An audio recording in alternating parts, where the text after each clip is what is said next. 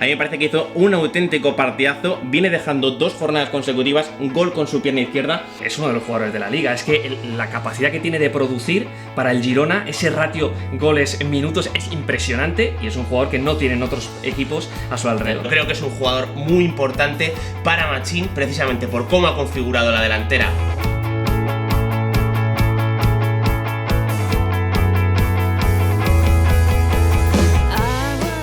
Hola, ¿qué tal? Bienvenidos al canal de Ecos del Balón, bienvenidos a Las Gaunas, bienvenidos a una nueva temporada 2018-2019 en la que teníamos muchísimas ganas de sentarnos aquí a hablar precisamente del fútbol español, de la primera división, de esta quinta jornada. David, Alejandro Arroyo, que ha dejado bastantes cosas. Sí, bueno, sobre todo yo creo que ya estamos llegando a un punto de la temporada en el que se están empezando a ver cosas con mucho contenido, e incluso algunos problemas que están teniendo los equipos, cómo están resolviendo los entrenadores. Estamos ya metidos al rollo, en velocidad ya de crucero. Además es que hay muchos equipos que ya están empezando a utilizar la profundidad de plantilla. Los equipos que han jugado Europa League y Copa de Europa pues tienen que manejar ya semanas de 3 partidos. Y además jornada intersemanal. Jornada intersemanal, había que manejar diferentes piezas y hemos visto que los planteamientos ya conocemos el planteamiento A y hasta los recursos. Exactamente, con virtudes pero también con ciertas carencias que al final pues dejan planteamientos muy interesantes. Precisamente entre virtudes y defectos, si te parece, Arroyo, hablamos ya del primer tema, porque la Real Sociedad en ese partido ante el Huesca probó cosas distintas o cosas muy particulares, como el comportamiento de los interiores a pie cambiado, Mikel Merino, Rubén Pardo, jugando sobre todo para lanzar a los carriles, para lanzar a Zaldúa y a Teo, un comportamiento que fue bastante llamativo, con el que intentó Axel Garitano, no sé si te parece que lo consiguió, superar ese 4-4-2 de Leo Franco. A mí es un sistema, el de Garitano, que por ahí me está dejando ciertas dudas, porque tanto Rubén Pardo como Mikel Merino, también Zurutuza, es verdad que Oyarzábal puede encajar un poco mejor, pero tiene juego interior, pero también verticalidad. Creo que les deja un poquito más expuestos de cara a que no se vean potenciados. Estamos viendo una Real Sociedad que ese doble pivote Illarramendi, Zubeldia no lo cambia, no lo modifica, 4-4-2 muy definido, y creo que las bandas están teniendo un sentido un poquito más diferente. La idea tiene sentido, el otro día porque solo fue Zubeldia. Sí, claro. Es cierto que está modificando algunas veces los pero las bandas, a mí meter a Mikel Merino en banda me parece que no choca. Bueno, claro. Ya sabemos que Garitano al final es un entrenador que trabaja mucho también sobre la línea de pase rival, intenta cerrar los espacios en campo propio. Hemos visto, por ejemplo, en el debut contra el Villarreal, incluso modificando el sistema varias veces. Vimos el planteamiento que hizo contra el Barcelona. O sea que al final Garitano siempre, a pesar de tener una plantilla superior, siempre va a intentar adaptarse un poquito a los rivales. Y sí que es cierto que el perfil de centrocampista que tiene, en este caso Mikel Merino, Rubén Pardo, Zubeldía y Illarramendi, claro, siendo muy diferentes, tienen conceptos similares a la hora de que no son jugadores demasiado líquidos, ¿no? A la hora de conducir, a la hora de desbordar, y al final la Real yo creo que se está quedando un poquito corta. Más desde el pase. Sí, ellos son más jugadores de pase. Yo vi bastante incómodo a Mikel Merino desde el interior derecho, sobre todo para recibir, para conducir. Tenía que recibir desde una postura con el cuerpo no muy natural, perdió bastantes balones, es verdad que consiguió el gol de la Real Sociedad, pero yo le vi bastante incómodo. Sí es verdad, insisto, que ese pie izquierdo para, por ejemplo, conectar con Teo, que hasta la expulsión me estaba pareciendo que está haciendo un gran encuentro. Fue bastante positivo. Merino tiene disparo, tiene último pase. Lo que pasa es que al final, en la Liga Española se defiende bien, se sabe, se prepara todo muy bien y sobre todo falta esa fluidez. Y luego a mí me parece también que la Real Sociedad en muchas fases de los partidos está echando de menos a William José. Es un jugador que le da una amplitud sobre tremenda. Todo cuando el rival tiene un poquito más de posesión, y tú tienes que salir y diversificar, es un punta muy versátil. Y que compensa sobre todo lo que estamos hablando, que al final tú llevas a Mikel Merino y a Rubén Pardo a recibir a pie cambiado, te falta esa soltura, ya siempre tienes una referencia de pase vertical más larga, y eso se echan falta. Y luego también estamos viendo a Oyarzábal muchas veces perseguir a su lateral. Es que eso para Garitano es importante. Es importante. Las bandas siempre son un lugar en el que se tiene que asentar el equipo, sobre todo defensivamente, para mantener la altura del bloque y desde ahí robar y salir hacia sus puntas. Claro. ¿Qué pasa? Claro, que al final, si tú no tienes a William José y a Oyarzábal le fijas tan atrás en defensa, muchas veces al equipo le falta un poquito de recorrido. Lo vimos contra el Barcelona precisamente, aunque eso sí, en esa banda derecha a mí me está gustando mucho este arranque de temporada de Zaldúa. Sí, mucho. Y ya la temporada pasada terminó muy bien. Está con mucha confianza, él además está en un punto físicamente, se le ve que se proyecta constantemente, y además es que está con la confianza de hacerlo. O sea que si eso consigue trasladarlo también al perfil izquierdo con Teo, que también es cierto que acaba asistiendo a Mikel Merino, que es un jugador, y sobre el papel es un jugador que encaja perfectamente en eso, al final la Real va a tener una amenaza exterior potente. Entonces, para cerrar el tema, ¿Creéis que esto va a tener continuidad, lo de los interiores a pie cambiado, o que vamos a ver a Mikel Merino desde ese interior izquierdo para que llegue más cómodamente al área? Bueno, es complicado. A mí me da la sensación de que lo lógico es que con William José se vayan solucionando ciertos problemas. Pero es verdad que tú te paras a pensarlo y al final, para que el Real defienda en bloque medio más o menos, defienda el pase rival, a mí me da la sensación de que me casan mejor que Oyarzábal y Juanmi se acaben asentando en el 4-4-2 que decía Arroyo, porque yo creo que Zubeldia y Arramendi son dos jugadores importantes y van a ser los fijos. A mí me da la sensación de que Oyarzábal e igual Juanmi arrancando de banda izquierda, o incluso a lo mejor que sea uno más fijo como Rubén Pardo o Mikel Merino y el otro más uno más centrocampista y otro exacto, algo así con Juanmi de segundo punta que lo está viendo, pero que por lo menos uno de los dos, a mí me da la sensación de que una de las dos bandas de la Real Sociedad tiene que acabar soltándose un poco más. Veremos si lo consigue soltarse. De momento, si te parece, Alejandro Arroyo, vamos a presentar una nueva novedad en este programa que traemos, porque me gusta mucho esto. ¿Te gusta mucho? Me gusta. Sí, a mí también. ¿Os gusta? A mí también. Bueno, pues vamos a presentarla esta nueva novedad, a ver si os gusta tanto a vosotros. Esto de los MVP. Os voy a preguntar todas las jornadas que me digáis quién ha sido para vosotros el jugador más destacado, el que más os ha convencido y por qué. Y vais a tener además un tiempo, vais a tener 30 segundos para convencer ahí, ¿no? En este caso a los otros dos que van a escuchar y sobre todo a nuestros amigos que nos lo dirán en comentarios si les ha convencido o no la opinión. Y vamos a empezar por ti, Alejandro Arroyo, si te parece, con esta primera jornada. ¿Quién es para ti el MVP y por qué? Yo me voy a quedar con Cristian Stuani porque no solo en esta jornada le puso en muchos problemas al Barça, ya venía de marcar 2 goles al Celta de Vigo, está apuntalando un poco lo que fue la temporada pasada y es un jugador muy necesario para el sistema del Girona. Es agua en el desierto para el Girona, sobre todo cuando no tiene la pelota, y además es un jugador con una capacidad de remate y de llegada, con ese Portu también acompañando en velocidad, que es uno de los jugadores de la liga. Es que la capacidad que tiene de producir para el Girona, ese ratio goles en minutos es impresionante y es un jugador que no tienen otros equipos a su alrededor. Se te acabó el tiempo, lo han escuchado nuestros amigos. Está mal, para ser el primer día. ¿Para qué? Lo he clavado. ¿A ti te ha convencido? A ver, Stuani estuvo muy bien en el Camp Nou. Sobre todo a nivel de resolución, fue un jugador que intimidó. Luego, ese ratito que estuvo Busquets de central, evidentemente, el cuerpo a cuerpo con Stuani, ahí marca la diferencia. Pero a mí me da la sensación, sobre todo hasta que el Barça tuvo a 11 jugadores, que los dos puntas de Girona estuvieron un poquito ahogados. Así que ese es mi argumento para superarte. Me ha puesto el pero aquí. 50-50, te ha podido convencer. A mí sí me gustó el partido de Stuani y además, para cerrar rápidamente, me mucho. Escuché un dato al final del partido ante el Barça brutal, que llevaba la mitad de los goles del Girona en primera, llevan su firma. Es impresionante. Es bestial. Lo de Stuani, que huele la sangre, es un tiburón total fuera y dentro del área. Sí. Así que bueno, dejo esos 2 goles en ese resultado ante el Fútbol Club Barcelona. Pero si te parece, Alejandro Arroyo, David de la Peña, vamos a pasar al segundo bloque de este programa porque vamos a hablar del Real Madrid. Vamos a hablar de esa posición que probó Julen Lopetegui en el encuentro ante el Español, de Isco y Asensio, que jugaron, David, mucho rato a pie natural en los dos costados. Sí, bueno, es cierto que al ver la alineación, al no estar Gareth Bale, te da la sensación de que Asensio, que además lo hizo muy bien con la selección española, en banda derecha, iba a ocupar ese carril. ¿Qué pasa? Que estamos viendo una cosa en el Real Madrid, está clarísimo, que el lateral derecho es el jugador que va a romper, va a proyectarse. Además es cierto que no estuvo Toni Kroos ni Marcelo, pero lo lógico es que el Madrid amase un poquito más de pelota en el perfil izquierdo con estos dos jugadores más Sergio Ramos y que ya cambie de orientación sobre la ruptura del lateral. De hecho, el fichaje de Odriozola es precisamente para cuando no esté Carvajal poder mantener el sistema. ¿Qué pasa? Que claro, si tú a Isco le dejas en izquierda, encima fue Nacho el lateral izquierdo, igual se quedaba un poquito cojo el sistema.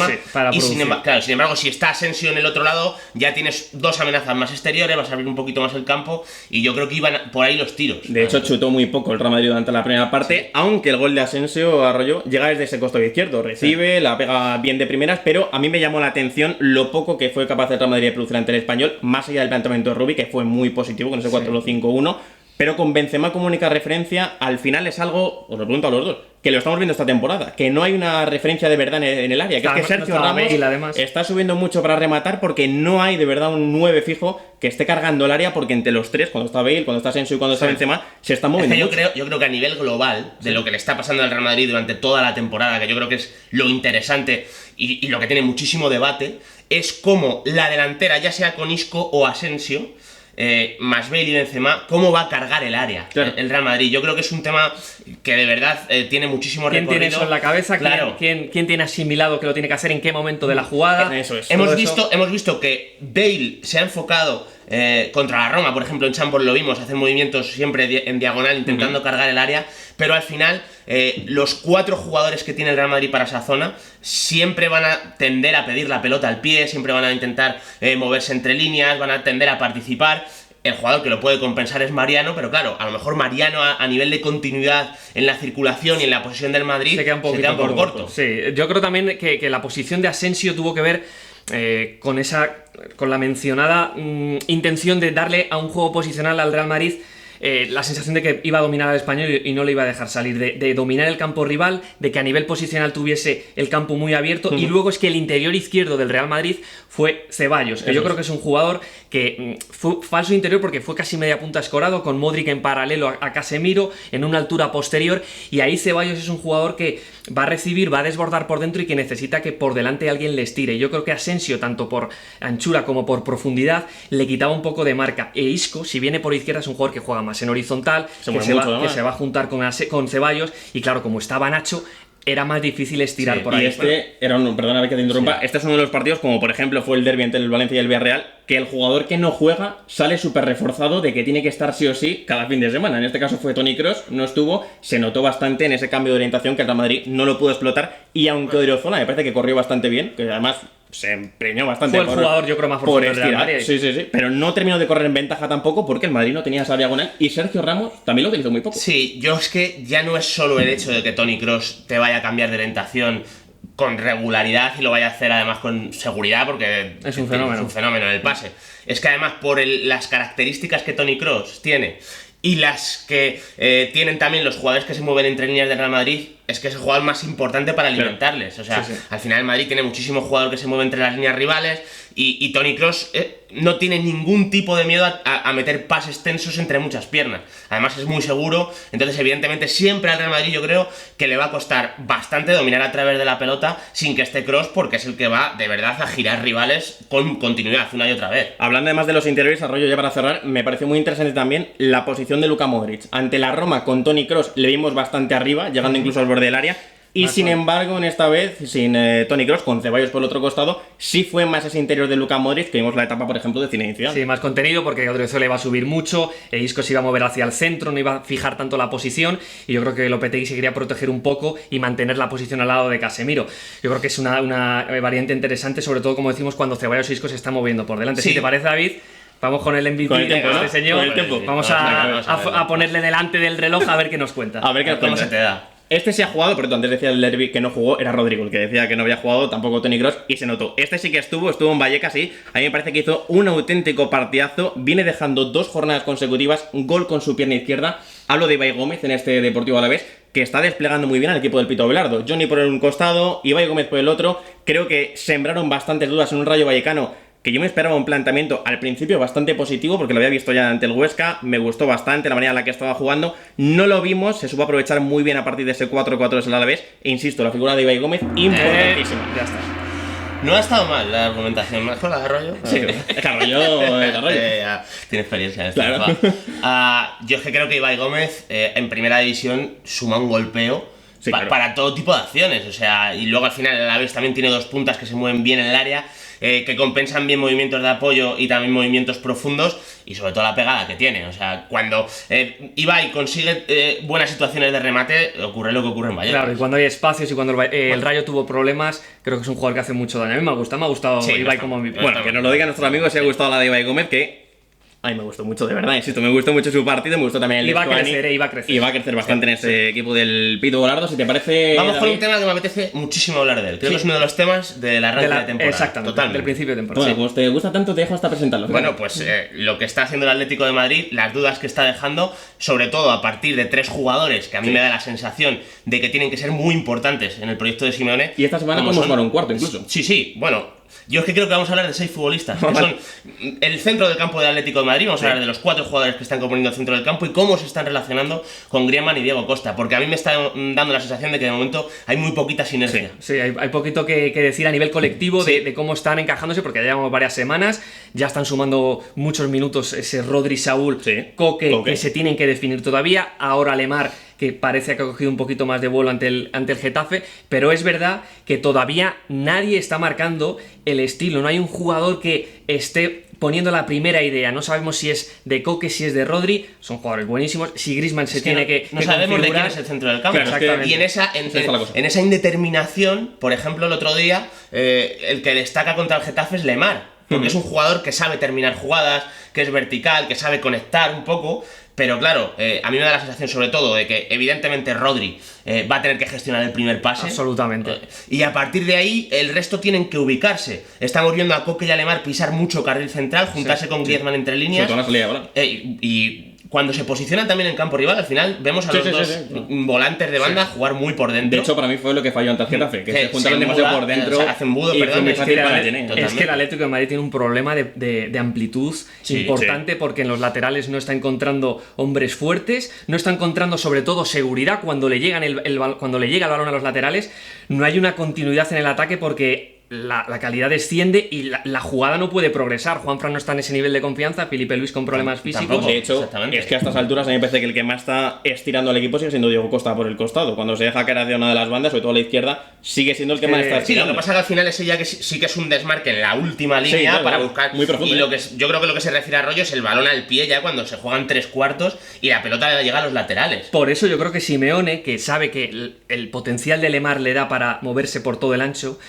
por ahora necesita tenerlo y fijarlo en izquierda, porque al final necesita referencias en banda para, desde ahí, el juego interior de Koke y Griezmann se vea potenciado por el pase vertical de Rodri para encontrar a dos jugadores por delante que al final marcan las diferencias. Sí, como de son hecho Koke y llama la Griezmann. atención que contra el Getafe jugó en derecha, además. Sí. Es verdad que luego intercambian mucho, pero partió de banda derecha y este problema yo creo que se acrecentó. Me gustó mucho lo de Coque precisamente en el colisión ante el Getafe. No me está gustando tanto David lo de Saúl. No Es que sé para cómo mí lo es- estáis viendo en ese pivote, en ese Es doble uno de los pivote en nombres este caso. propios. Me chirría mucho, sobre todo en Va la a ser presión uno de sin los nombres balón. propios de la temporada. Seguramente. Y Sí, sí. la va a definir mucho. Es que al final, Rodri, hablamos, es un mediocentro, él fija su posición Sí. mucho más atrás. Estamos viendo que Koke, Lemar más Griezmann al final ocupan pasillos interiores de forma constante, la piden entre líneas.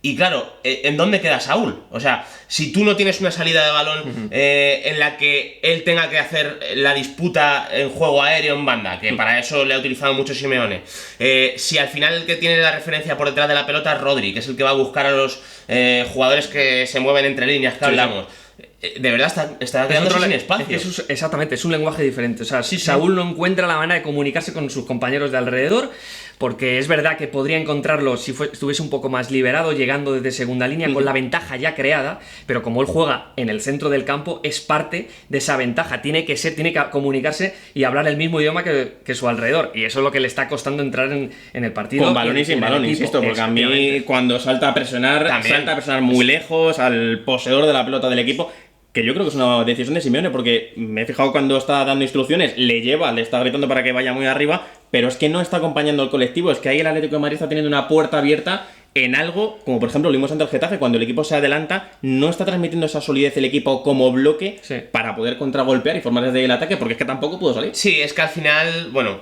por un lado a mí me está dando la sensación de que Saúl es un jugador súper top y que tienes que tener en el 11 Sí, sí, titular. no, Entonces estamos de esto acuerdo. está siendo uno de los problemas. Claro. Y luego a nivel de cómo está enfocando el Atlético de Madrid su defensa, Saúl lo está haciendo y evidentemente al partir desde una posición central, siempre que el espacio quede por dentro es más preocupante porque si el rival cuela una pelota ahí, Más ya peligro lleva. más peligro lleva, efectivamente. Pero es que lo estamos viéndoselo hacer tanto a Koke como a Lemar. Koke y Lemar también están saltando al poseedor. Al final, fíjate, es cierto que es jornada entre semana, al final Godín se queda en el banquillo, pero incluso la pareja de centrales que usa Simeone contra el Getafe...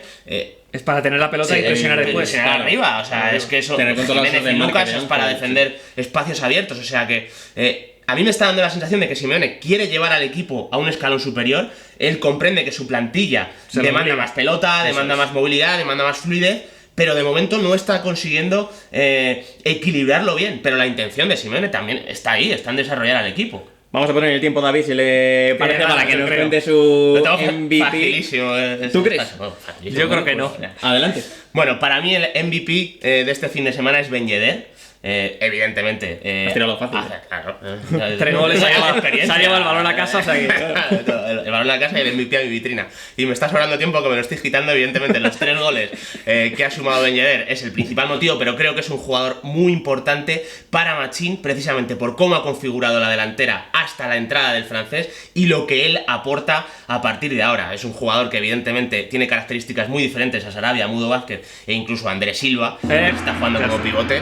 Y bueno, pues a mí me da la sensación de que ha sido el hombre de la jornada. ¿Te ha convencido a ti? A mí me ha convencido porque se fue con 3 goles Claro, en casa. claro, Es difícil claro, decirle que no. Pero yo creo que el Levante puso muchas facilidades para esos goles. Sí, sobre todo porque es que cada vez que llegaba el Sevilla... Es que facilísimo. Claro, es que era... Debo ocasión de reconocer gol, una cosa. pero es verdad también que es un punta que en esos escenarios no te suele fallar. No, es sí, un sí, punta es que se bastante mueve fiable, muy sí. bien, aprovechando error, castigando el ¿Qué área. os parece si Profundizamos un poco, ¿no? hablamos de Este este tema tema? Sí, me parece yo, bien. yo creo que puede ser una buena Profundizamos un poquito en el oportunidad. tema Porque de- el tema del Sevilla también, tiene muchísimo recorrido, sobre todo porque ha empezado, o empezó, mejor dicho, Pablo Machín con una idea, con ese doble pivote Banega, Roque, Mesa. Y un punta. Y un punta, que era punta. Andrés Silva, acompañado por Sarabia y Mudo Vázquez, generalmente, Sí, porque sí, la sí. Europa League provocó que hubiese muchas rotaciones. Pero claro, contra el Getafe Contra llega el y le Levante ponen cambió. problemas y cambia la segunda parte ya. Mete a Banega de pivote y mete esos 2 interiores con Mudo Vázquez y Sarabia. El Levante, no vamos a decir que es el Getafe, pero la estructura defensiva es parecida con el Sí, 4-4-2, el 4-4-2, sí. y lo que hace Machín es partir desde el inicio con ese 3-5-2, pivote Banega, 2 interiores, Mudo Vázquez, Sarabia, y Ben Yedder directamente titular acompañando a Andrés Silva. Y es una pareja que para mí puede tener recorrido, ¿eh? La de Andrés Silva y Ben Yedder. Yo creo que pueden llegar a casar bastante bien, porque además me parece interesante lo que comentabas. El Sevilla se ha quedado con 3 delanteros muy distintos. Nolito, Ben Yedder, Muriel, Ben Yedder, Muriel, Andrés Silva. exacto. Son 3 delanteros bastante distintos que se pueden llegar a entender, porque por ejemplo, el giro que tiene Andrés Silva para recibir no lo tiene Ben Yedder. Pero sé cuando Ben Y la Yedder va al descarga, y espacio. la descarga. En la descarga, pero cuando Ben Yedder va al espacio, esa Es carrera más tampoco dañino. la tiene Andrés Silva. Sí. Entonces, yo creo que se pueden llegar a entender en ese sistema. Ahora bien, hay que ver si fue puntual para atacar al Levante con Y esa sobre facilidad sí. o va a ser mal discurso. Sobre todo porque yo creo que puede ser que lo puede utilizar en algunos tramos de la temporada, pero el tema del carrilero izquierdo sin Escudero con un Alex Vidal que está fuera de sitio porque está a Sí, pierna se nota. cambiada, Sí, sí. yo creo que ahí tiene un pequeño agujero el Sevilla y lo trata de compensar Machín con un jugador más en área porque está acumulando más juego interior. Y creo que puede tener ese sentido Y de con- cara a que la banda izquierda no está produciendo tanto. Sí, y me detengo un momentito en esto porque me llamó mucho la atención que Sarabia fue el interior izquierdo de ese triángulo que formó el Sevilla en medio centro del campo, campo, sí. y el comportamiento que tuvo en comparación al de Mudo Vázquez fue radicalmente diferente, fue mucho más exterior, precisamente yo creo que para compensar el tema de Vidal. Sarabia jugó muchas veces como extremo izquierdo sí, en el ataque posicional, y bueno, es un recurso que tiene ahí el Sevilla para paliar la ausencia de Escudero.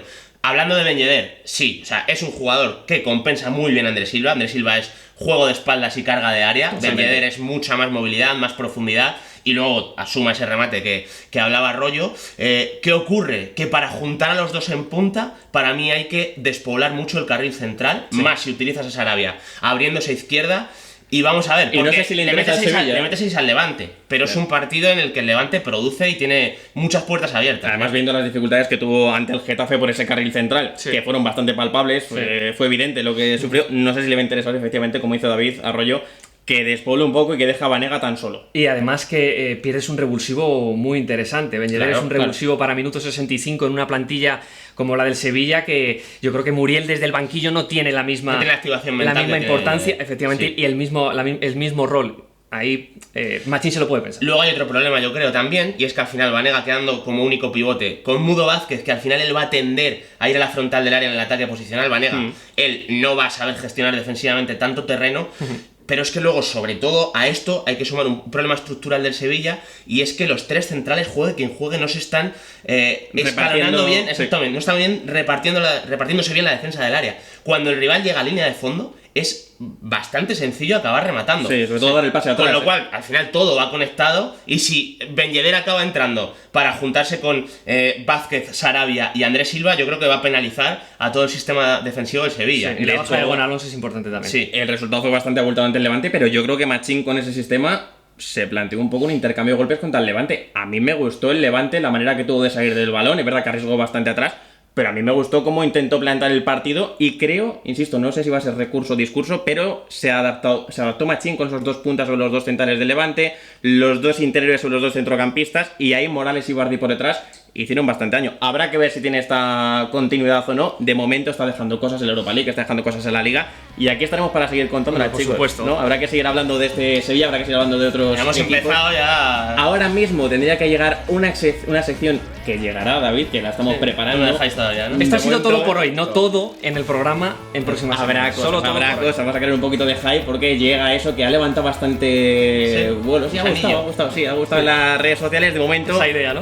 Sí, hablamos hasta aquí de la quinta jornada. Muchísimas gracias por estar. Insistimos, dejar en comentarios para vosotros si estáis de acuerdo con los MVP de cada uno o si queréis plantear alguno más. ¿Quién ha sido para vosotros el jugador más destacado de esto o de cualquier otra cosa que pueden comentar en los comentarios? Estaremos encantados de hacerlo. Así que muchas gracias por estar ahí con nosotros.